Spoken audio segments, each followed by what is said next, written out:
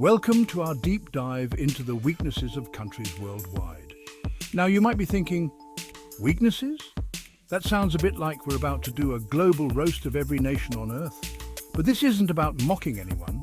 It's about understanding the very real challenges that nations face, from the economic to the environmental. Today, we'll be exploring potential pitfalls from the creeping rot of corruption to the ticking time bomb of climate change. Because let's be honest, folks, no country is perfect. Let's dive in. All right, let's start with a classic: corruption. Corruption is a global plague, eating away at the very fabric of societies from the inside out. It's like termites in your foundation, except instead of wood, it's devouring trust, accountability, and any hope of a level playing field. When officials are more interested in lining their own pockets than serving their people, the whole system starts to crumble.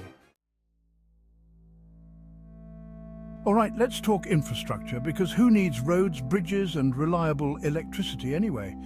Turns out, pretty much everyone. A country's infrastructure is like its circulatory system, and when that system is clogged, broken, or just plain non-existent, it can cripple an entire economy.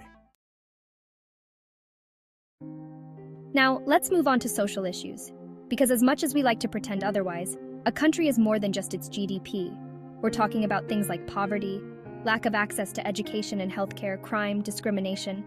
Basically, all the things that can make life a living hell for millions of people. Because when a significant portion of your population is struggling to survive, it's only a matter of time before the whole system starts to unravel.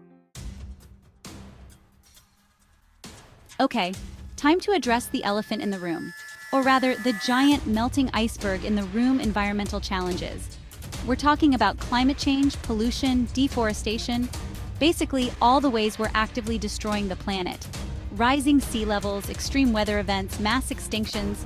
It's like Mother Nature is staging a global intervention, and we're all invited. Now, let's talk about the resource curse, which is a fancy way of saying being rich in natural resources can sometimes be more of a curse than a blessing.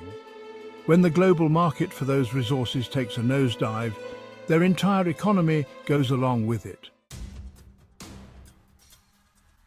All right, let's talk geopolitics, because who doesn't love a good old-fashioned game of global chess? Except the stakes are incredibly high, and the pieces on the board are actual human lives. We're talking about conflicts, territorial disputes, and strained international relations. Basically, all the things that can make the world feel like it's teetering on the brink of disaster. Next up, demographic challenges. We're talking about things like aging populations, low birth rates, and rapid population growth, all of which can put a strain on social services, the economy, and even the environment. It's like trying to balance a scale that's constantly in motion. And finally, let's talk about the tech gap. Because in today's hyper-connected world, falling behind in technology is like bringing a butter knife to a gunfight.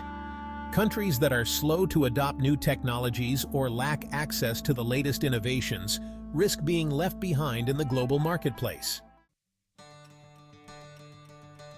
Thank you for joining us on this exploration of the weaknesses that countries around the world face. It might not have been the most uplifting journey, but hopefully it's been an eye-opening one. Awareness is the first step towards action.